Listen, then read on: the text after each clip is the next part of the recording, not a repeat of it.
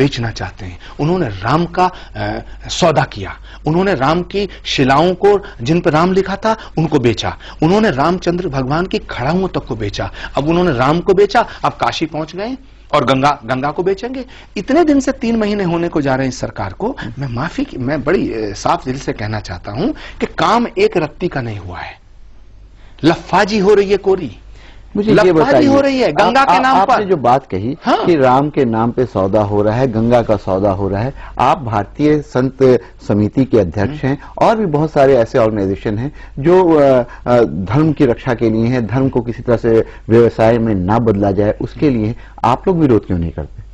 आप लोग जनता के सामने क्यों नहीं बताते? ये आपने मुझसे जो पूछा है, जो मेरा जवाब है, ये अपने आप में एक विरोध है।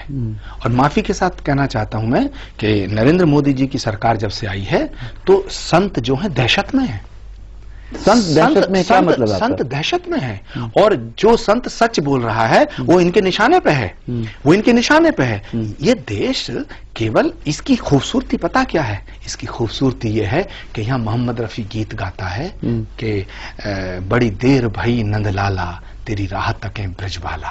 ये देश वो है जो अल्लामा इकबाल कहता है कि सारे जहां से अच्छा हिंदुस्तान हमारा। ये वो देश है जिसकी तहजीब को गंगा जमनी तहजीब कहा गया है। ये वो देश है जब देश के टुकड़े हुए धर्म के नाम पर तो मुसलमानों ने ये कहा कि हम पाकिस्तान नहीं जाएंगे। ये वो देश है जिस देश की आजादी के लिए अगर भगत सिंह का खून बहा है तो अशफाक को फांसी दी गई है। उसकी कुर्बानी और उसकी शहादत इसमें इस मिट्टी में शामिल है।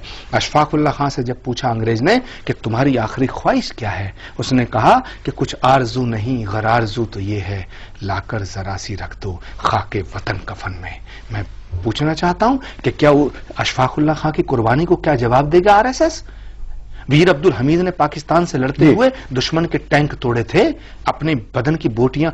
ये देश सबका है। चंद्रशेखर आजाद ने अगर इस देश के लिए कुर्बानी दी है तो ये देश क्या केवल ब्राह्मणों का है? भगत सिंह ने अगर इस देश के लिए कुर्बानी दी है तो इसलिए दी गई थी कि ये देश केवल सरदारों का है? अशफाक उल्लाह खान ने अगर कुर्बानी दी तो क्या ये देश केवल मुसलमानों का है? ये देश जितना हिंदुओं का है उतना ही मुसलमानों का है। आपने बड़ी अच्छी बात कही कि ये देश जितना हिंदुओं का होता है उतना मुसलमानों का है, लेकिन रह रह करके कुछ ऐसी चीजें होती हैं जिससे मुस्लिम समाज की अगर बात करें, आपने नाम लिया है तो मैं आपसे सवाल कर रहा हूं कि उनको ये लगता है कि शायद उनके साथ यहाँ पे न्याय नहीं हो रहा है। अभी कुछ दिनों से आपने देखा होगा कि बहुत सारे मुसलमान नौजवान दहशतगर्दी आतंकवाद के आरोप में पकड़े जाते हैं, बरसों बरस तक जेल में रहते हैं और उसके बाद एक अदालत ये कहती है कि नहीं, इनके ऊपर जितने आरोप थे वो गलत पाए गए। इसके लिए किसको जिम्मेदार आप मानते हैं? देखिए, ये एक इंटरनेशनल साजिश है। अमेरिका किसी कीमत पे नहीं चाहेगा कि भारत और पाकिस्तान के रिश्ते मजबूत हों, पहली बात। दूसरी बात है, हमारे कुछ लोग भोले हैं, उनकी शराफत का नाजायज फायदा उठाया जाता है। मिसाल के तौर पे इतिहास गवाह है, गांधी की हत्या किसी मुसलमान ने नहीं की।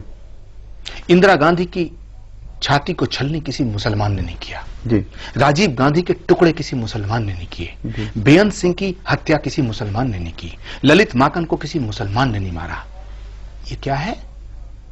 ये क्या है? जहां तक सवाल है कि मुसलमान आतंकवादी हो रहे हैं तो मुसलमानों के अंदर अगर जो इनोसेंसी है और उसका फायदा उठा करके वो एक इंटरनेशनल साजिश का शिकार हो रहे हैं। लेकिन मैं इस बात को मानने को तैयार नहीं हूं कि केवल मुसलमान आतंकवादी है। ये जितने नाम मैंने गिनाए हैं तो ये क्या आतंकवाद नहीं था? तो क्या ये कह दिया जाए कि सारे सरदार आतंकवादी हो गए?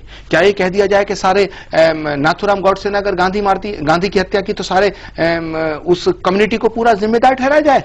आतंकवाद और अपराध कोई कम्युनिटी नहीं करती है, ये व्यक्ति इंडिविजुअल करता है। ये व्यक्ति करता है। लेकिन जो व्यक्ति करता है वो अगर मुसलमान है तो उसको सजा दी जाए, उसे आतंकवादी माना जाए। लेकिन अगर एक आदमी ने कोई गलत काम कर दिया है, गुनाह कर दिया है, तो सारे मुसलमानों को हम आतंकवादी मान लें? मैं ये दावे के साथ कहता हूं, जिम्मेदारी से कहता हूं कि इस्लाम आतंकवाद का नाम होता तो सारी दुनिया में इस्लाम नहीं फैलता, यजीदियत फैलती।